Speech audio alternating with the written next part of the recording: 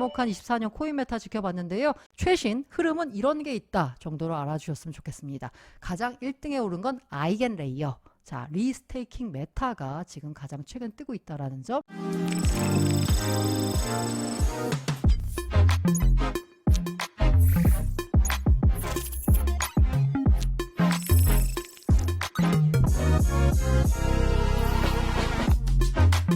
알고라는 미국 벤크리스가 주목한 24년 코인 메타 촬영 시각은 2월 6일 낮 12시 40분경입니다. 자, 제가 요런 글을 하나 봤어요. 24년에 주목해야 할 12가지 암호화폐 빌더, 코인 업계에서 일하는, 코인 업계의 성장을 위해서 애쓰는 사람들인데, 데이비드 호프만이라고요. 벤크리스 창업자입니다. 크립토 영향력이 있는 인싸라고 볼 수 있는데요. 올해 제가 가장 낙관적으로 보는 창업자, 제작자, 팟캐스터 및 투자자는 다음과 같습니다. 라고 하면서 12명을 선정을 했습니다. 자, 이 사람들이 누구인지, 그리고 이 사람들이 과연 어떤 프로젝트에 관여하고 있는지를 보면, 이른바 크립토 인싸가 올해 좋게 보는 테마는, 메타는 이거구나를 알 수 있을 것 같아서 제가 들고 와 봤습니다. 해당 글의 링크는요, 제가 방송이 끝난 다음에 남겨드리겠습니다. 자, 벤크리스가요, 처음에 이제 미디어에서 출발했어요. 벤크리스, 은행이 없는 삶을 가능하게 하겠다라고 하면서 미디어, 팟캐스트를 많이 운영하고 있었는데, 최근에는 벤크리스 다오라고 해서요, 전통 금융 시스템의 횡포로부터 벗어나고자 하는 블록체인과 크립토 기술을 배우고 습득하는 운동, 다오 체계로 발전했습니다. 그래서 한국의 다오도 있어요. 한국의 벤크리스 다오도 있고요. 여기에 투자를 받기도 해가지고 여러 가지 실제 크립토 프로젝트에 깊이 관여하고 있는 일종의 약간 전통 미디어에서 변화된 미디어로 보는 게 맞을 것 같은데요. 어쨌든 이 사람이, 이 데이비드 호프만이 상당한 영향력이 있는 사람이라서 이 사람이 과연 누구를 꼽았는지 궁금해서 들고 와봤습니다. 자, 들어가는 길 보자면요. 벤크리스가 꼽은 빌더 12명, 핵심 코인 메타라고 볼 수 있는데요. 자, 암호화폐의 메타라고 할 수 있는 분야의 전문가인 몇 명의 리더들이 있습니다. 저는 암호화폐의 다음 장에 접어들면서 더욱 주의 깊게 지켜봐야 할 12명의 빌더를 직접 선정했습니다. 라고 하면서 면책조항 DYOR 네 책임이다 라고 했습니다. 실제로요, 요 아이겐레이어의 고문으로 요 데이비드 호프만이 있기 때문에 본인이 직접 관여된 프로젝트도 있어서요. 어쨌든 저는 참고 사항으로 말씀드리고 DYOR로 자기가 알아서 공부해서 접근하시기 바랍니다. Do your own research의 약자입니다. DYOR은요. 가장 첫 번째로 꼽은 사람은 누구냐? 바로 1등은 아이겐레이어입니다. 와, 요새 이 메타 정말 핫하죠. 이게 누구냐라고 하더니 스리남 칸난이라는 사람입니다. 자, 이분이세요. 자, 요즘에 마이크로소프트도 그렇고 참 인도계 분들 참 잘 나가시죠. 여러분들 역시 인도계를 보이는데. 자, 아이겐레이어 보이시죠? 아이겐레이어. 이거 아이겐레이어에서를 저는 개인적으로 가장 처음 들었던 게 김동완 대표가 주목해야 될 메타라고 해야 되나? 이 리스테이킹을 얘기하면서 아이겐레이어를 얘기했어요. 현대적인 리스테이크의 아버지. 그러니까 리스테이킹의 개념을 처음 만든 사람이 이 아이겐레이어의 스리람 칸난이라는 사람인가 봅니다. 대중의 사랑을 받는다라고 합니다. 참고로 여기 글은요, 제가 딥L로 그냥 돌린 거라서 좀 어색한 표현이 있을 것을 조금 염두에 두시길 바랍니다. 자, 아이겐레이어는요, 리스테이킹 메타입니다. 처음에 이제 이른바 이더리움이 있죠. 근데 이 이더리움을 2.0이 나오면서 스테이킹을 시켜요. 스테이킹을 시키면 어떻게 되나? 이더리움이 묶여. 그걸 못 견디겠는 거야. 그러니까 무슨 개념? 리퀴드 스테이킹 프로토콜이 나왔습니다. 유동화, 스테이킹을 유동화 시켜주는 거죠. 예를 들면 가장 DApp 중에 TVL이 가장 높은 게 바로 라이도 플랫폼인데, 리도 플랫폼에 이더리움을 스테이킹을 합니다. 그럼 뭐가 나와? ST 이더가 나와요. 그럼 이 ST 이더를 들고 또 다른 데 가요. 다른 데 가가지고 또 딥하려거나 뭘 합니다. 근데 이번에는 그 ST 이더를 이 아이건레이어에다 또 스테이킹을 할 수 있어요. 그러면 스테이킹을 2번 할 수 있다는 겁니다. 그게 바로 리스테이킹인데, 이게 되게 핫하대요. 핫하면서 예를 들어서 아이겐레이어가 리스테이킹 한도가 있었습니다. 한도가 다 차 있었어요. 그런데 이제 이 한도를 높였습니다. 그래 높이자마자 지금까지 리스테이킹을 못했던 사람들이 다 들어오고 있어요. 30억 달러 TVL이 바로 돌파했습니다. 자, 리스테이킹 아마 조금이라도 여러 가지 크립토 디젠들 팔로우하고 계신 분들이나 여러 가지 뭐 쟁글 A41 이런 리서치 보시는 분들은 아실 텐데, 리스테이킹이 사실 지금 가장 최근 핫한 테마예요. 그런데 리스테이킹은 사실 최근 들어서 그 위험성까지 같이 많이 지적이 되고 있습니다. 비탈릭 부테린 같은 경우에도요, 리스테이킹의 위험성에 대해서 지적을 했는데요. 저는 이걸 이제 스테이킹한 걸 또 스테이킹하고 또 스테이킹한다는 거잖아요. 이게 어떻게 보면은 서프라임 모기지 사태가 떠오르더라고요. 그 과거 이제 풍차 돌리기 같은 느낌이 떠오르는데, 이걸 리 자몽 A41의 리서처가 올린 그 트위터에 올린 글인데요. 아이겐 레이어의 위험, 왜 이더리움은 오르지 않을까라고 하면서 아이겐 레이어와 리스테이킹 메타의 위험성에 대해서 매우 긴 포스트를 하나 써봅니다 라고 하면서 뭐가 그렇게 위험한가? 라고 해가지고 이분이 좀 정리를 해봤어요. 정리를 잘 돼가지고 제가 한번 갖고 와봤습니다. 자, 일단 이 LSP, 리퀴드 스테이킹 프로토콜의 리스크가 무엇이냐? 그러니까 아까 제가 말한 라이도 같은 플랫폼이 뭐가 위험하냐라고 했을 때 세 가지 위험을 들었는데요. 첫 번째가 오퍼레이터와 자금 출금 리스크, 플랫폼의 위험, 그리고 슬래싱, 원금 손실 위험이 있다라는 게 들었습니다. 자, 아이겐 레이어까지 오지도 않았습니다. 라고 했어요. 자, 리퀴드 스테이킹, 유동성화하는 스케이팅, 그 라이더 플랫폼 자체도 위험하다라는 얘기가 많이 들고 있거든요. 근데 이거를 또 스테이킹 한다라고 하니까 아이겐 레이어 같은 경우에는 더 위험하겠죠. 여러 가지 위험이 계속 증폭되고 있습니다. 그 위험에 대해서는 이제 리자몽님이 계속 지적을 해주셨어요. 그래서 이게 너무 길어가지고 제가 이 결론만 갖고 오자면 나중에 제가 링크 올려드릴 테니까 원문 한번 보세요. 왜 이 리스테이킹이 이렇게 요새 핫하냐라고 보면 아까 제가 말씀드린 아이건 레이어를 비롯해서 여러 가지 리스테이킹 프로토콜이 있거든요. 여기에 아직 코인이 나오지 않았어요. 그런데 지금 여기다 코인을 넣잖아요. 리스테이킹 하잖아? 그럼 뭐가 나오냐? 에어드랍이 나옵니다. 그러다 보니까 추가 에어드랍을 받기 위해 별 생각 없이 이더파이, 캘프다오, 렌조, 퍼퍼 등 같은 곳에다가 스테이킹을 합니다. 이 자금이 지금 어마어마하게까지 많아요. 이렇게 되면은 자, 그 관련된 토큰이 나와서 에어드랍을 받으면 그 에어드랍으로 짭짤한 수익을 거둘 수 있거든요. 그러다 보니까 여기로 돈이 몰리고 있는데 제가 아까 말씀드렸죠. 스테이킹을 하다 보니까 뭔가 위험을 크니고 여러 가지 프로토콜 간의 위험이 서로 중첩돼서 겹치게 되는 거죠.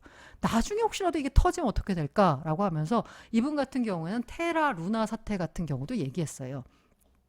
수많은 시스템과 이해관계자들이 고리 속에서 하나라도 잘못될 경우 네트워크 전체에 영향을 주는 연쇄적인 문제로 이어질 수 있다라는 리스크가 있다라는 겁니다. 이 리스크에 대해서는 비탈릭 부테린도 지적을 했고요.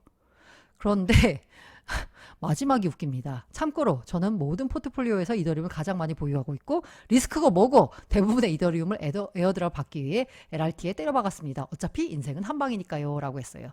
리퀴드 스테이킹에 때려박았다는 겁니다.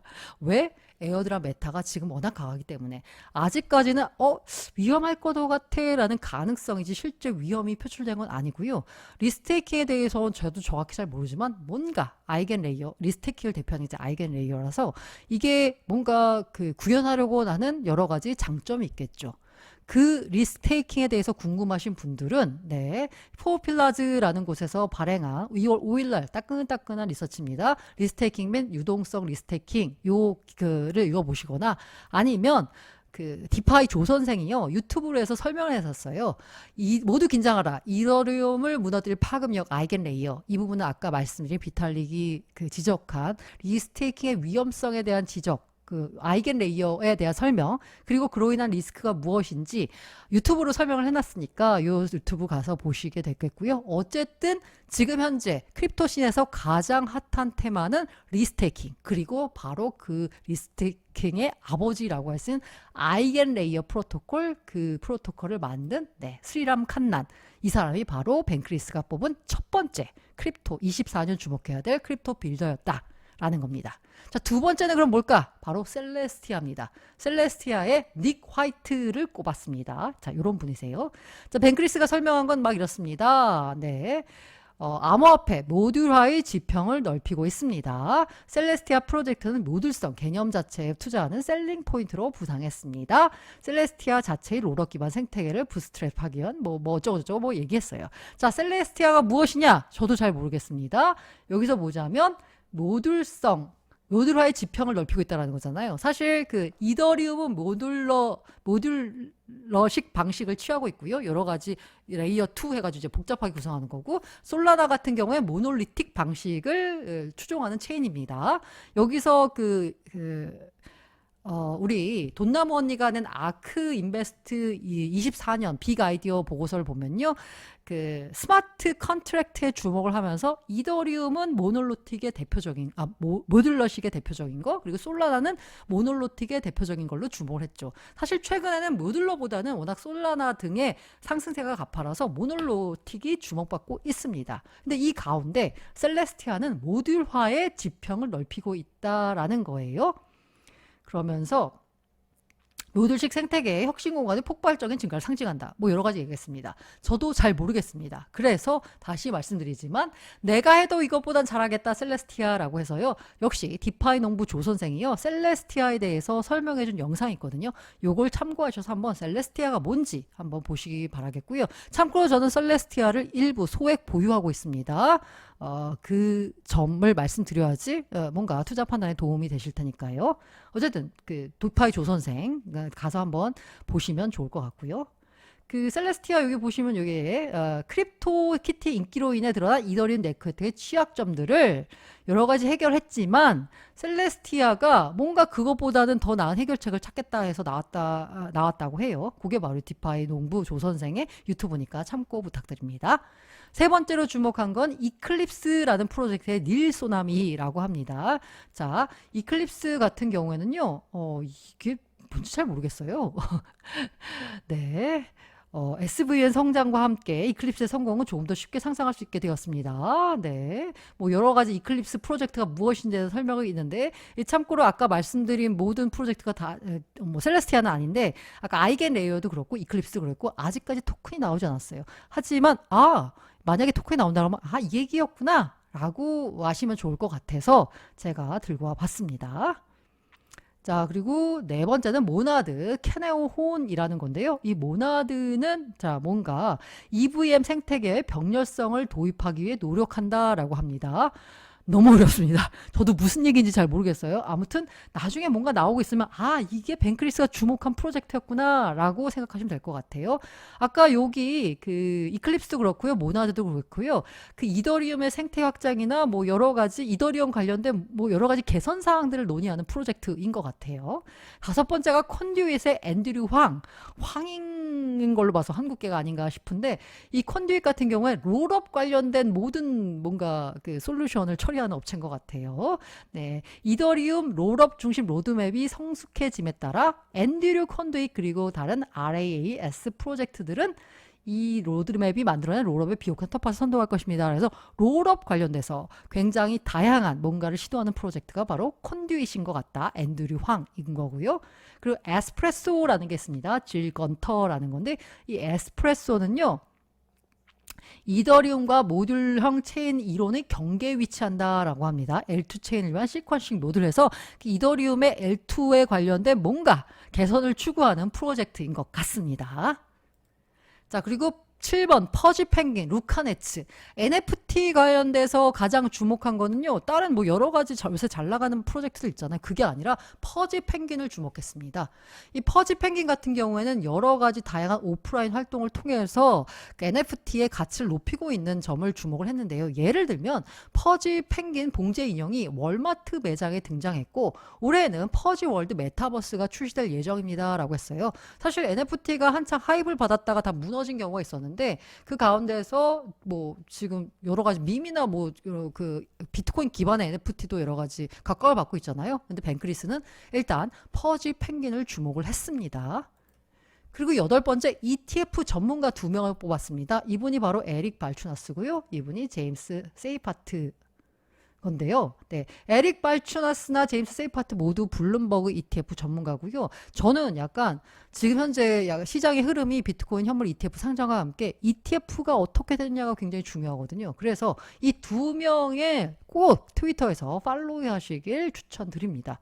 벤크리스 역시, 데이비드 호프만 역시 내가 이런 사람들을 추천할 줄 몰랐다라고 했습니다. 사실 이분들 같은 경우 웹3 쪽 인물들은 아닌데 워낙 ETF가 시장의 중요한 테마가 되다 보니까 이 두 명을 팔로우하는 게 굉장히 중요하다라고 하면서 이 두 명, 에릭 발추나스와 제임스 세이파트를 꼽았습니다.